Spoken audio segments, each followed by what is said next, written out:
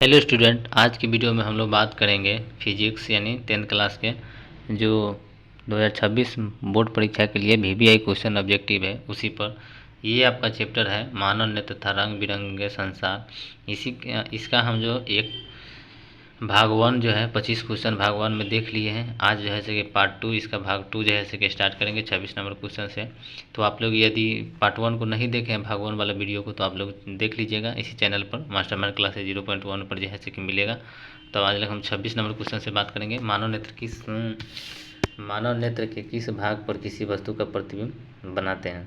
तो मानव नेत्र का जो है रेटिना या दृष्टि पटल होता है, उसी पर किसी चीज़ का जो है चित्र बनता है, यानी डी आंसर हो जाएगा। जो हम लोग को आँख में रेटिना होता है उसी पर कोई चीज़ का चित्र बनता है। रेटिना को ही दूसरा नाम है दृष्टि पटल, तो इसका आंसर डी हो जाएगा। 27 किस दृष्टि दोष में किसी वस्तु का प्रतिबिंब रेटिना के आगे बनता है। तो ये जो है 27 का आपको ये हो जाएगा, यानी निकट दृष्टि दोष होता है उसमें जो प्रतिबिंब बनता है वो रेटिना के आगे थोड़ा बनने लगता है निकट दृष्टि दोष में। यही दूर दृष्टि दोष में जो है रेटिना के पीछे बनता है। और दोनों के लिए अलग अलग लेंस का प्रयोग किया जाता है दूर करने के लिए। 28 नंबर श्वेत रंग कितने रंगों के मेल से बना रहता है। तो श्वेत रंग जो है 7 रंग के मेल से बना रहता है, यानी 28 की डी। 29 नेत्र की संवेदन क्षमता कम हो जाने से उत्पन्न होती है। तो नेत्र के जो संवेदन क्षमता एडजस्टमेंट जो कैपेसिटी वो कम अगर हो जाएगा तो उसी के कारण ज़्यादातर दृष्टि दोष हो जाता है, यानी 29 के सी आंसर हो जाएगा। 30 इंद्रधनुष का बनना किस परिघटना पर आधारित है। तो इंद्रधनुष का जो बनना होता है वो जो है प्रकाश का वर्ण विक्षेपण पर आधारित है, यानी 30 के सी हो जाएगा। 31 चंद्रमा पर खड़े अंतरिक्ष यात्री को आकाश कैसा प्रतीत होता है। तो चंद्रमा पर जो खड़ा अंतरिक्ष यात्री है उसको आकाश जो है काला दिखाई देता है, यानी 31 के डी हो जाएगा। आगे हम लोग 32 नंबर सवाल से देखेंगे। 32 नंबर सवाल है कि जो नेत्र निकट स्थित वस्तु को साफ नहीं देख सकता है उस नेत्र में कौन सा बीमारी है। तो निकट के नहीं देख रहा है तो दूर दृष्टि दोष है, यानी ये आंसर हो जाएगा। इसका उल्टा होता है, दूर के नहीं दिखाई दे रहा था निकट हो जाता है बस। अगला किसी कोलाइड विलयन में निलंबित कणों से प्रकाश के परिकिरण को कहा जाता है।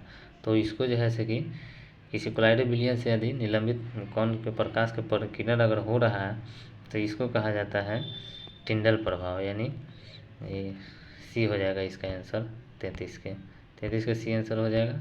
अगला क्वेश्चन हम लोग 34 देखेंगे। मानव नेत्र में उपस्थित लेंस होता है। तो मानव नेत्र में आँख में हम लोग आँख में जो होता है उत्तल लेंस उपस्थित होता है। जो अगला क्वेश्चन है स्पेक्ट्रम प्राप्त करने के लिए किसका उपयोग किया जाता है। तो स्पेक्ट्रम प्राप्त करने के लिए जो है 35 के डी आंसर हो जाएगा, यानी प्रिज्म का उपयोग करते हैं। स्पेक्ट्रम में किस रंग की किरण का विचलन झुकाव कम होता है। तो स्पेक्ट्रम में जो है लाल का जो है कि झुकाव कम होता है, इसलिए बहुत दूर तक लाल फैलता है। 36 का ये आंसर हो जाएगा। 37 सूर्योदय और सूर्यास्त के समय सूर्य लाल दिखाई पड़ता है क्योंकि वायुमंडल के कण जो है नीले रंग को अधिक परिवर्तित जो है कर देता है, इसलिए, यानी 37 के सी हो जाएगा। 38 दीर्घ दृष्टि दोष के निवारण के लिए उपयोग किया जाता है। यानी क्वेश्चन कहने का मतलब है कि जो दीर्घ दृष्टि दोष होता है दूर दृष्टि दोष, उसको निवारण के लिए कौन सा लेंस प्रयोग किया जाएगा।